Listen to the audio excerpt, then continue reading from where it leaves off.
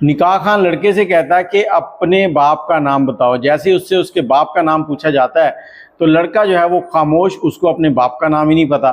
और इधर सारे लोग जो उस पंडाल के अंदर बैठे हुए हैं वो सब के सब देख रहे हैं कि इस लड़के का नाम क्या है, इसके बाप का नाम क्या है, तो सब सुनने के लिए बेताब है। अस्सलाम वालेकुम, कैसे हैं आप लोग? मैं हूं आपके साथ अदनान, और आज की कहानी जो है ना ये 1947 से रिलेटेड है। उस वक़्त जो जुल्म हुआ, जो ज़्यादती हुई और इस बच्चे के साथ क्या हुआ। एक औरत, पाकिस्तान जब आज़ाद हुआ तो एक गांव के अंदर आबाद होती है और उसके पास एक छोटा सा बच्चा था जिसकी उम्र कह लें कि 2-3 साल थी।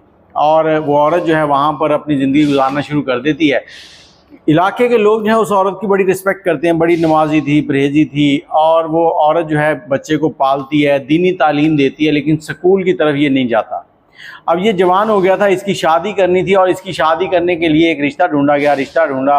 अब लड़की जो है खूबसूरत थी, रिश्ते का टाइम आ गया और दूल्हा जो है अपने इलाके के दोस्तों के साथ, कुछ लोगों के साथ मिलकर बारात लेकर जब दुल्हन की तरफ पहुंचा तो वहाँ पर जो निकाह खां है उसने दूल्हे से उसका नाम पूछा, और उसका नाम पूछने के बाद उसने कहा कि तुम्हारे बाप का नाम क्या है। तो दूल्हा खामोश था, सब उसकी तरफ फटी आंखों से देख रहे थे। अब दूल्हा भी खामोश है तो इधर जो मौलवी साहब हैं वो भी देख रहे हैं कि क्या कह रहे हैं, बेटा अपने बाप का नाम बताओ। अब दूल्हा अपने सर से पगड़ी उतार के वहीं रखता है और कहता है मैं अपनी माँ से पूछ के आता हूँ। जब इतनी बात हुई तो सब के सब हैरानगी से देख रहे हैं। अब कुछ लोग जो इसको बचपन से जानते थे उन्होंने बातें करनी शुरू कर दी कि इसकी माँ जब इस गांव में आई थी तो ये बच्चा उसके साथ था, ये बच्चा बचपन से बड़ा हुआ, बड़ा होकर जवान हो गया और हमें भी नहीं पता कि इसका बाप कौन है। तो कहीं ये गलत पैदावार तो नहीं है, मतलब इस हरामी तो नहीं है। अब ऐसी बातें आपस में होने लग गई। इधर जो दूल्हा है वो अपनी माँ के पास जाता है, अपनी माँ से कहता है कि माँ मेरे बाप का नाम बताओ। अब उसकी माँ खामोश है, कुछ भी नहीं बता रही। और इसी इसना में दूल्हे की आंखों से आंसू गिरते हैं और आंसू गिरने के साथ ही वो कहता है कि माँ ऐसी ज़िंदगी से तो मौत बेहतर है। मुझे लगता है कि मैं किसी गलती की निशानी हूँ जो तू मुझे मेरे बाप का नाम नहीं बता रही, तुझे भी मेरे बाप का नाम नहीं मालूम। अब लड़का गुस्से से पीछे पलटता है और दरवाजे से बाहर निकलने लगता है। तो उसकी माँ कहती है कि बेटा दरवाज़ा बाहर निकलने से पहले, इस दहलीज को पार करने से पहले मेरी बात सुन ले और उसके बाद जो मर्ज़ी कर लेना। और जो चंद लोग थे वहाँ पर उनको भी वो बुलाती है कि आप लोग भी ये बात सुन लें और उसके बाद फैसला कीजिएगा। कहती कि मैं हिंदुस्तान से हिजरत करके आई थी, मेरे साथ मेरे घर वाले थे और रास्ते में जो हिंदू थे, सिख थे, वो हम पे हमले कर रहे थे और बहुत से लोग अपनी जान बचाने के लिए इधर उधर भाग रहे थे और लाखों लोगों को उस वक्त कत्ल किया गया। और कहती कि हमारी फैमिली भी इसी तरह से थी, हम लोग अपनी फैमिली से बिछड़ चुके थे। मैं छुपते छुपाते जा रही थी तो मुझे एक झाड़ी के पास से रोने की आवाज़ आई। जब मैं वहाँ पहुँची हूँ तो ये बच्चा वहाँ पर बैठा था। मैंने इस बच्चे को साथ लिया और छुपते छुपाते कैंप तक पहुंची और मुझे यही था कि जब पाकिस्तान पहुंचेंगे मुझे मेरे घर वाले मिल जाएंगे, इसको इसके घर वाले मिल जाएंगे और हम अपने अपने घर चले जाएंगे।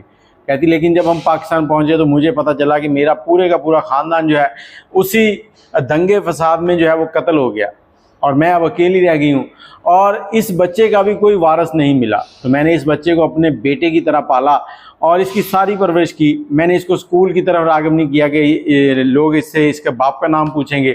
मेरे पास इसके बाप का नाम तो था ही नहीं, अब मैं क्या करती। और ये बच्चा कई बार मुझसे बाप का नाम पूछता था, मैं खामोश हो जाती थी। और इस इलाके के लोगों की मेहरबानी है जिन्होंने मुझे कभी पूछा ही नहीं कि तुम्हारा शौहर किधर है, और मैंने अपनी सारी ज़िंदगी इस बच्चे के साथ गुजार दी। आज इस बच्चे की शादी करनी थी तो मैं परेशान थी कि मैं इसको क्या कहूँ कि तुम्हारा बाप कौन है। और कारी साहब आप सुने, आप इसका लिख दें इसका बाप पाकिस्तान है। तो सब का सब मजमा जो है वहीं पे गमगीन हो गया, सब के सब रोने लगे और इस बच्चे का निकाह पढ़ाया गया। और कहते हैं कि इस बच्चे के नाम, वालिद का नाम जो है पाकिस्तान के नाम से ही पुकारा गया।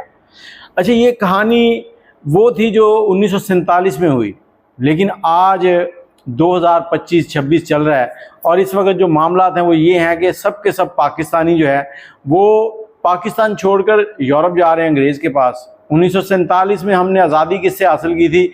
अंग्रेज़ से। और इस आज़ादी के मुतबादल हमें क्या मिला? हमें सिर्फ ये मिला कि हम सिर्फ गाय का गोश्त खा सकते हैं, उस पर कोई ममानियत नहीं है। बाकी जो हालात पहले थे वही अब है।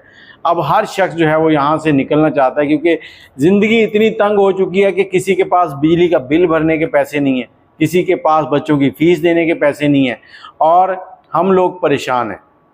बहुत से लोग यूरोप जाते हैं और अंग्रेज़ भी परेशान है। वो पूछता है कि तुम लोगों ने आज़ादी किस लिए हासिल की थी? अगर हमारे पास ही आना था तो उस वक्त हमें उधर ही रहने देते, हमें क्यों निकाल दिया था?